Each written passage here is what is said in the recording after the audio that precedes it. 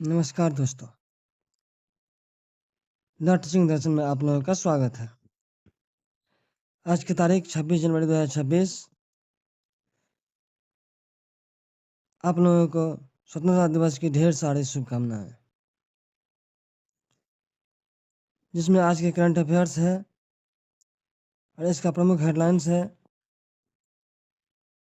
भारत में 77वां गणतंत्र दिवस विकसित भारत और नारी थीम शक्ति थीम पूरे भारत देश में मनाया जाएगा। यूरोपीय संघ के शीर्ष नेता 77वां गणतंत्र दिवस के मुख्य अतिथि होंगे। कर्तव्य पथ पर गणतंत्र दिवस परेड का आयोजन। 25 जनवरी को 16वां राष्ट्रीय मतदाता दिवस मनाया गया। राष्ट्रीय मतदाता दिवस 2026 की थीम घोषित। पद्म पुरस्कार 2026 के लिए 102 नामों की घोषणा। भारत EU मुक्त व्यापार समझौता FTA अंतिम चरण में। NHAI और KRCL के बीच सड़क रेल एकीकृत विकास। अमेरिका ईरान तनाव के कारण स्वैच्छिक निकासी। भारत की गैर जीवाश्म बिजली क्षमता 52% के पार। 26 जनवरी 2026 को भारत 77वां गणतंत्र दिवस हर्षोल्लास के साथ मना रहा है। इसमें ऑप्शन ए है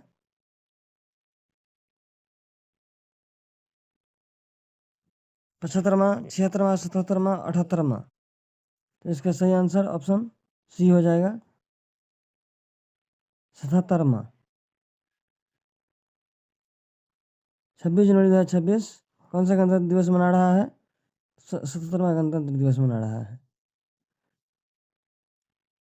क्यों मना रहा है? क्योंकि 26 जनवरी 1950 को संविधान लागू हुआ था।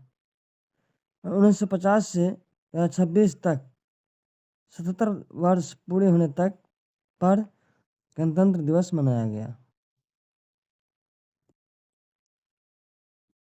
यह क्वेश्चन जो है SSC, रेलवे और स्टेट PCS में बार बार पूछा जाता है, इसीलिए ध्यान से गौर कीजिए इसको और नोट बनाइए। अगला क्वेश्चन है 77वें गणतंत्र दिवस परेड की थीम क्या थी?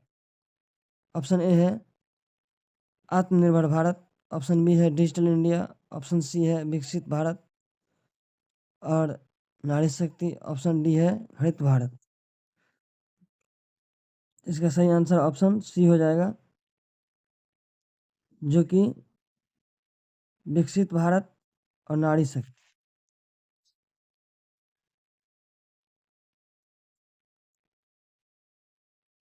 विकसित भारत दीर्घकालिक आर्थिक विकास का दर्शाता है।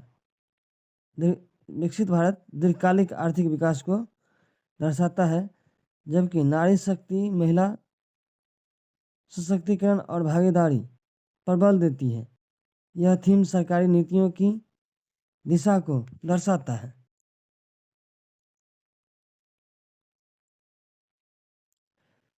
तीसरा नंबर क्वेश्चन है 26 जनवरी 2026 को के गणतंत्र दिवस के मुख्य अतिथि कौन होंगे?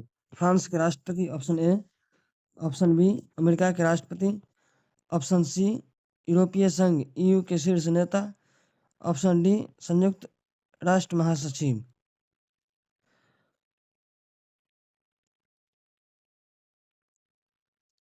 इसका सही आंसर हो जाएगा ऑप्शन सी, जो कि यूरोपीय संघ EU के मुख्य अध्यक्ष होंगे, जिसमें आपको कल भी बताए थे। तो इसका आंसर आप लोगों को बताना है कि मुख्य अतिथि कौन होंगे। EU के शीर्ष नेता की उपस्थिति भारत EU रणनीतिक साझेदारी को दर्शाता है। यह व्यापार, तकनीक और जलवायु सहयोग के लिए महत्वपूर्ण माना जाता है। गणतंत्र दिवस के परेड का आयोजन कहाँ किया जाएगा? तो हर साल के भांति इस साल भी अपना कर्तव्य पथ पे गणतंत्र दिवस का परेड का आयोजन किया जाएगा और साथ में कई राज्य से झांकी भी निकाला जाएगा, जिसमें बिहार का मखाना बोर्ड का भी आज प्रदर्शित किया जाएगा। ऑप्शन ए है लाल किला, ऑप्शन बी है इंडिया गेट, ऑप्शन सी है कर्तव्य पथ, ऑप्शन डी है सी है कर्तव्य पथ, ऑप्शन डी है संसद भवन। तो ऑप्शन इसका सी हो जाएगा, कर्तव्य पथ।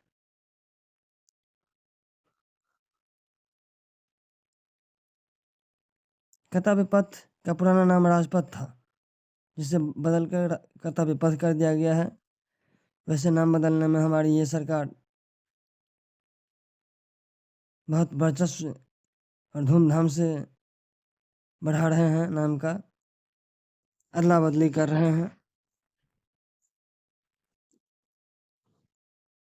और नाम परिवर्तन नागरिकों को कर्तव्य को महत्व को दर्शाता है,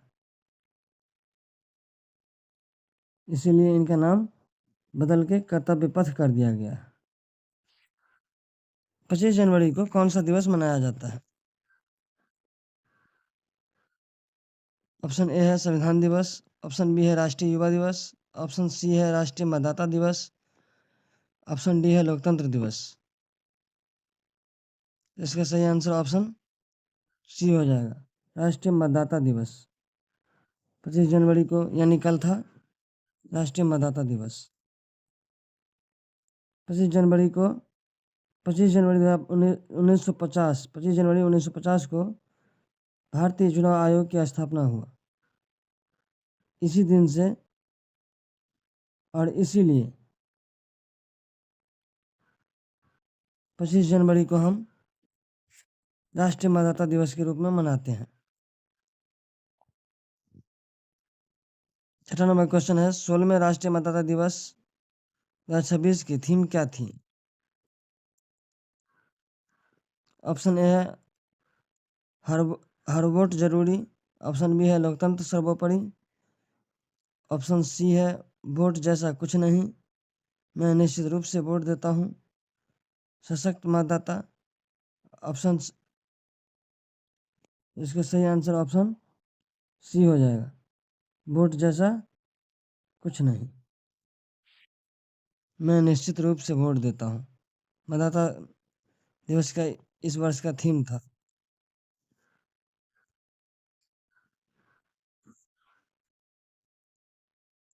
इस थीम का उद्देश्य नागरिकों, विशेषकर युवाओं को मतदान के लिए प्रेरित करना,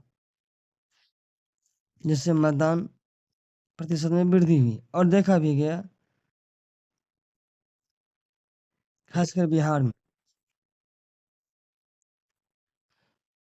पद्म पुरस्कार 2026 के लिए कितने व्यक्तियों का नाम घोषित किए गए हैं? ऑप्शन ए है 95, ऑप्शन बी है 100, ऑप्शन सी है 102, ऑप्शन डी है 110। इसका सही आंसर ऑप्शन सी हो जाएगा, जो कि 102 है।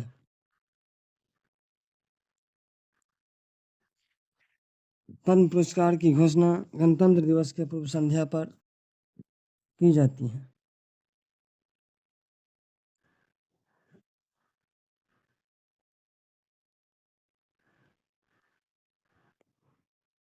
इनमें से विभूषण, पद्म भूषण और पद्मश्री शामिल है। इसके लिए अभिनव बिंद्रा, हरमनप्रीत कौर जैसे अभी BBC के जो पत्रकार थे, जिनका निधन हो गया है, मरणोपरांत दिया जाएगा। तो इन लोगों को लिया जाना है।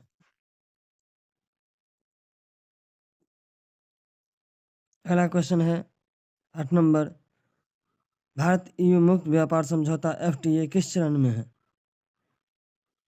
ऑप्शन ए है प्रारंभिक चरण, ऑप्शन बी है स्थगित, ऑप्शन सी है अंतिम चरण, ऑप्शन डी रद्द। तो इसका सही आंसर ऑप्शन सी हो जाएगा। ये अंतिम चरण में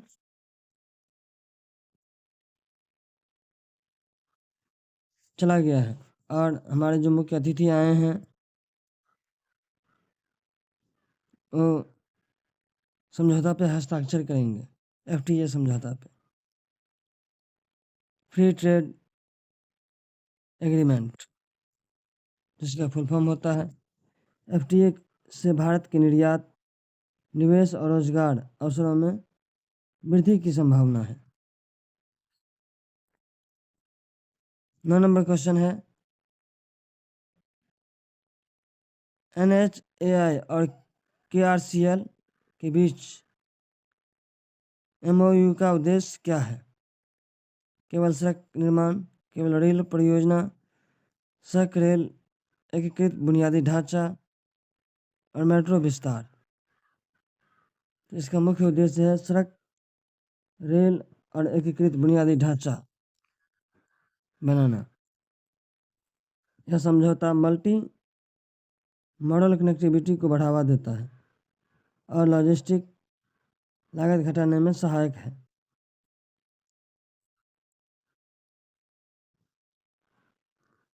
भारत ने किस क्षेत्र में 52% से अधिक की उपलब्धि दर्ज की? ऑप्शन ए है कोयला उत्पादन, ऑप्शन बी है तेल आयात, ऑप्शन सी है गैर जीवाश्म बिजली क्षमता, ऑप्शन डी है गैस उत्पादन। तो इसका सही आंसर ऑप्शन सी हो जाएगा। गैर जीवाश्म बिजली उत्पादन में 52% से अधिक उत्पादित कर रहा है। इसमें सौर ऊर्जा, पवन, जल और परमाणु ऊर्जा शामिल है। यह भारत के जलवायु लक्ष्यों की दिशा में महत्वपूर्ण कदम है और यह प्राकृतिक स्रोत है, न कि कृत्रिम स्रोत। कैसा लगा आप लोगों का, ज़रूर बताइए। और नए हैं चैनल पर तो सब्सक्राइब कीजिए, बेल आइकन को दबाना ना भूलिए।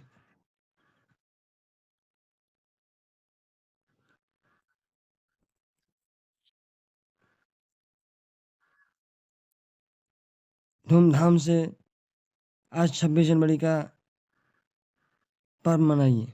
धन्यवाद। आपका दिन मंगलमय हो।